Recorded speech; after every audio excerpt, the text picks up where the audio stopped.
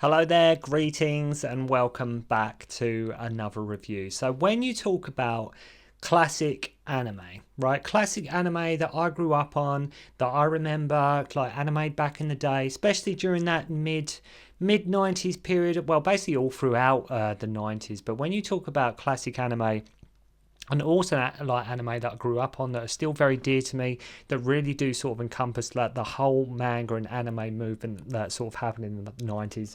Look no further than Cyber City Oedo 808. Now it's a real absolutely honor to be sort of reviewing this, because this is one of my all-time favorites, one of my all-time favorite animes, and I just absolutely love Cyber City Oedo 808. This probably might be a two-parter review because I've got a lot to say about it. I'm going to try and go through it, things I love, like I do with all my reviews.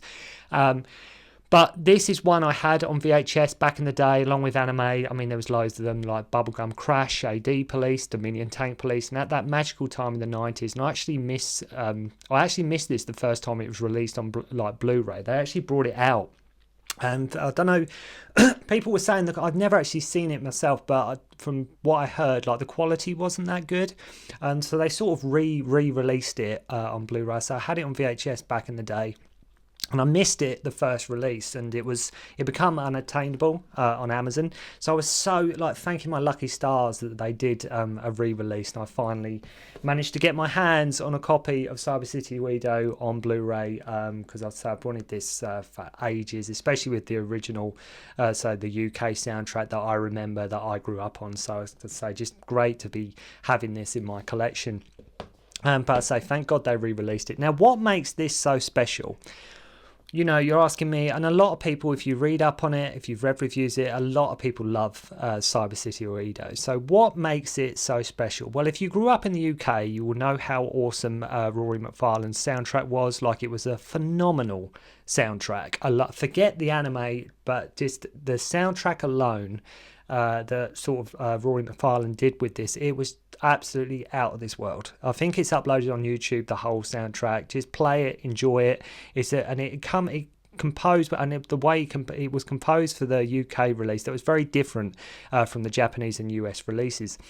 Due to Manga UK losing the rights, it was unavailable for quite a long time, I believe, and thank God that, let's say, this version on the Blu-ray release has that soundtrack. Now, the 3 episodes in Cyber City all work on their own levels, and it really channels into that whole cyberpunk future of Japan. It was cool, it was awesome, the idea of robots, cyborgs, computer programs, a vast metropolis, interesting characters, hovering cars and vehicles, characters with attitude we had in films like Akira, Ghost in the Shell. But in many ways, Cyber City sort of embodies that whole cyberpunk movement more so, I think, than them two movies. And it's just a fine example of the cyberpunk sort of genre. It really is. As I say, there were other movies, especially in the 90s on the VHS from the manga label, like I say, AD Police and things like that. But especially Cyber City Oedo. I mean, whoever I asked at the time, it was up there. I mean, it was as beloved and as loved and adored as much as Akira and Ghost in the Shell, Ninja Scroll, all them kind of movies.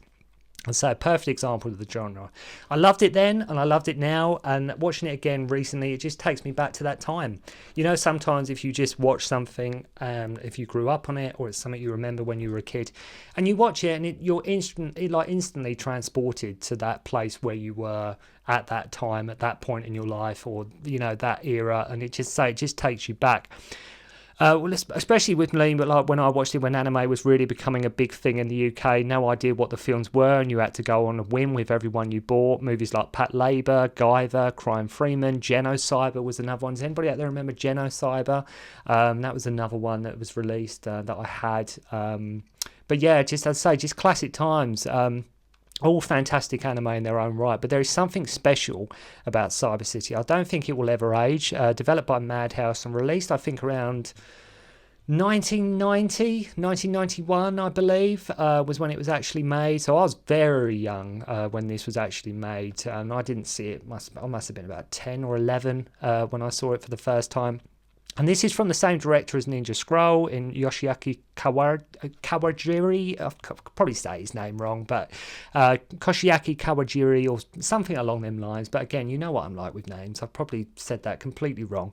So that's all you need to know. I think the fact there was only ever 3 episodes makes it even more special as well. The fact this could have gone on for much longer. They could have done more episodes, a sequel. But the fact it is just 3 episodes, it is a point in time. And it just, as I say, some things are best just left alone. Some things are just, the fact it was just 3 episodes makes it even more special and sort of cemented its status as a cult anime for the ages. I think it's one of the anime too that was shown on Channel 4 back in the day in the UK around 95. Back when, if you are from the UK, back when Channel 4 actually did used to put cool stuff on, like they used to put Hong Kong Kung Fu movies on sometimes on Friday nights. They put films like Mr. Vampire on, Chinese Ghost Story on.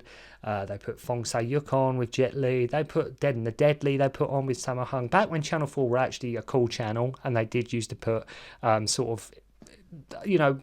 cool stuff on the TV that they always put it on really late, but it was so always just set like the video timer to make sure I recorded them. But I think Cyber City Oedo was another one they put on there as well.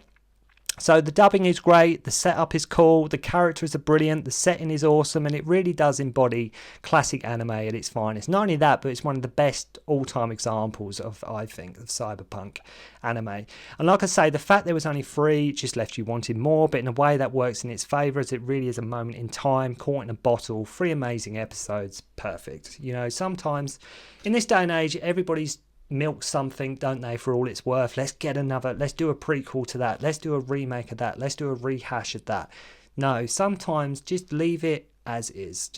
That's what was made. It was perfect, it was brilliant. We don't need a follow-up. As much as I would absolutely love that, I think sometimes it is just best to leave things be. So the first episode of Virtual Death does go by Memories of the Past and Time Bomb, but I've always known it as Virtual Death. We start at this space prison. Our 3 leads of felons are offered to apprehend criminals to get some time knocked off of their sentence. We have Sengoku, Gogol and Benton. So you will love the language right away, and so many cheesy one-liners like stinks like a week-old fish is one of the first quips that you get from the movie. And as I say, the language in this movie is bad. It's bad, but it just suits it for whatever reason. I'd say the language is there is some foul language in the movie, but it just fits in. It just totally fits in. And so many F-bombs from Sengoku, like, do I have any F in choice, as he picks up his jite, which is sort of their weapon of choice in Oedo, it seems. But when he picks it up and that awesome soundtrack kicks in, you know about it. When that Rory McFarlane score kicks in, it's really, as I say, if you haven't seen this and you are about to watch it, or you picked up this release, please watch it with the UK soundtrack, because as I say, just incredible the way it just kicks in. Possibly with that music, it's one of the best anime intros ever on this Blu-ray. Honestly, with this Blu-ray as well, it's the best it's ever looked. It looks absolutely incredible.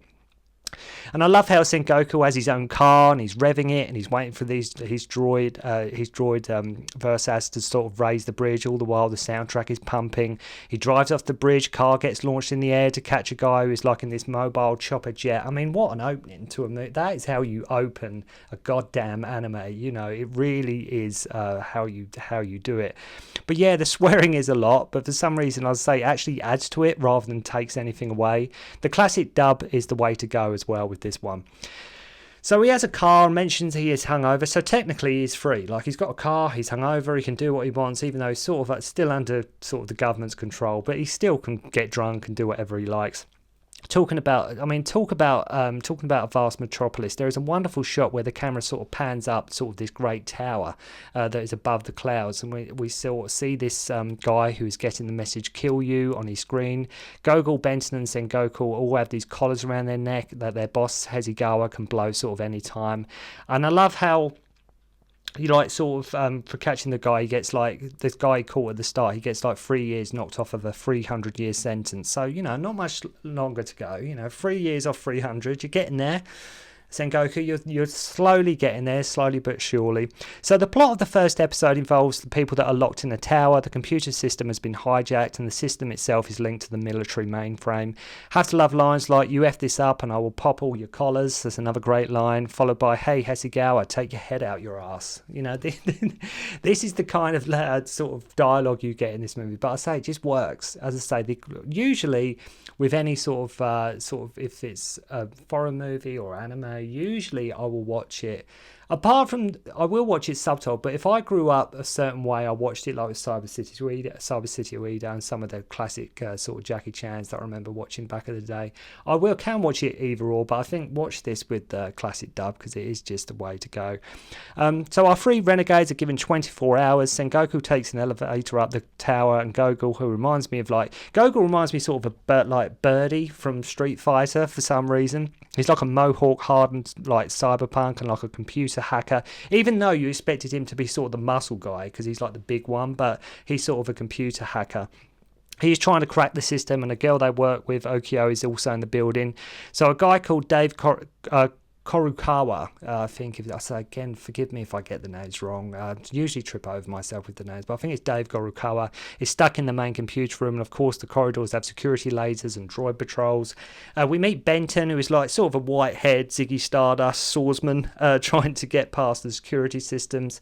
Sengoku grabs his magnum and goes through the service ducts. More great lines like "F you, cocksucker" is another one that crops up as he's going through the ducts on these droids. He meets Korukawa, who tells him it is Yoshikazu Amici doing all this, who is involved with the construction of the skyscraper, and Gogol thinks the source of it always comes from inside the building. So this like machine robot vehicle crashes in through the window and wants Korukawa. At the same time, the elevator drops that has Okio in.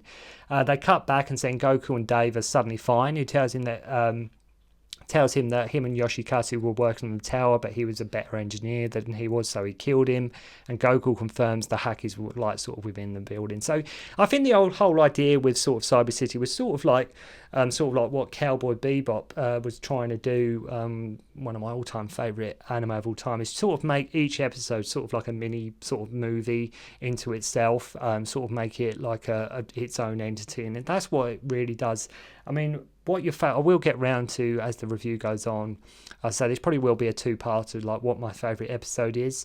But each one is very much like a mini movie. Each one's about 40 minutes in length. So you get it's not just like a 20-minute episode or anything like that. So they turn out like the hack is coming from inside the building. And what is great is each of the 3 episodes focuses, going back to sort of the episodes themselves, each one sort of focuses on one of our protagonists, and that is awesome. The only problem is it just leaves you crying out for more. That's the only problem. You just want more of this.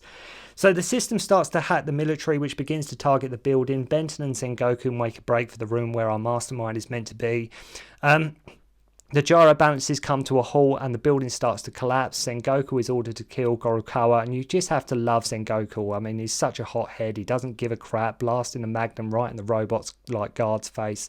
So he goes to the floor where the hack is coming from and finds that one of the walls is like a hologram. There are loads of wires and machinery, and you get Yoshikazu's bones are there, which this bit in the trailer, I remember back in the day, looked awesome. Like I say, before I even saw this, they used to put like trailers in front of various anime that you bought, like Street Fighter 2, the animated movie, Ninja Scroll. They always used to have trailers for sort of other manga sort of releases. And I remember like when you saw sort of like the bones and everything like that of Yoshikazu, it just looked awesome in the trailer. It just that right sense of action, cyberpunk and mystery all tied up into one bundle, in the first story. After realising the remains of Yoshikazu can anticipate his moves, Sengoku just starts walking towards him and stabs him right through the skull. So Korukawa just falls out the window as the system blows and the tower is left leaning. So even though Sengoku gets 3 years knocked off his sentence earlier, he now gets 10 years added to his sentence for disobeying orders. So they really could have just kept this going on and on. This could have been a series unto itself, because Sengoku's always going to disobey orders. He's never actually going to listen to reason. So he could have he'd done something good. He gets 2 or 3 years knocked off. then he goes against sort of what he's meant to do, and then gets another 10 years added to it. Things like that. And as I say, they could have just kept this going and going and going and going. The conclusion is it was Yoshikazu's conscience who controlled the computer, or something like that. Again, it doesn't really matter. So, which is an actual quote. I think. I think it's the. I say they use the conscience. So he controlled the computer sort of with his mind or something like that. And I love when Okio wants to take him out for dinner at the end, and he gives the most reasons I've ever heard anybody ever not to go on a date. Like Sengoku's reasons when Okio asks him to go on a date, he gives so many reasons that it's just hilarious. It's absolutely hilarious. He's like, because I'm tired, I'm pissed off, you're a cop, I'm a con, it's raining, I forgot my umbrella, and I'm broke. And I think that's enough reasons not to go on a date. And despite the fact he says all that, I think Okio says something like, well, it's a date then, or something like that. We even get like a haunting piano, well, I say haunting, but what it really means is an awesome piano score at the end, because it's sort of with the main theme, but it's like a piano rendition of that sort of Rory McFarlane sort of Cyber City theme, which is, as I say, really cool. As I say, I will have to do this in like the other two episodes in another videos. I'll try to keep my videos somewhat short. I don't know if any of you have noticed, but I do try and keep them sort of 20 minutes or under, because I don't want to keep you too long. I know some people do movie or any kind of reviews in 5 minutes, which I don't think is enough time. But at the same time, I don't think you need to talk for half hour to sort of get across your thoughts on a movie. I think around 20 minutes is enough. So I do try and keep them in that 20-minute time frame. I'm sure you probably may have noticed, but I will do this in 2 parts. I'd say just lots to talk about, and I just want to go through them like a little bit for you guys, and just to give you some insights to why they're so awesome, and let you know what my favourite episode is out of the 3, of course. The great thing is each episode is very different in what it does with its plot. Like here, this is a simple hostage situation with a mysterious antagonist lurking in the shadows, and a bit like with Ihoba in the first Pat Label movie, but each of the episodes are fantastic in their own way, and there is a lot to love about each of them. And like I mentioned, each one gives each one of our main characters time to shine, which is great, because I thought, originally it might have been just, all in each episode, all 3 characters get equal footing, but each one by and large is sort of focused on one of our protagonists here, which is really cool. And like I mentioned, each one is very much like a mini movie. So what I'll do, I'll leave this review here, and I'll get the next video up as soon as possible, but I'll review parts episodes 2 and 3 in another video. But again, like I can't stress enough, if you haven't seen Cyber City Oedo, please go and check it out. Watch it with the original classic dub, the UK dub, and the classic UK score, because you will not be disappointed. This is old school sort of anime done at its absolute best. So thank you very much indeed for watching. Stay tuned for the second part. Hope you enjoyed the review, and I'll see you soon. Don't concentrate on the finger, or you will miss all that heavenly glory.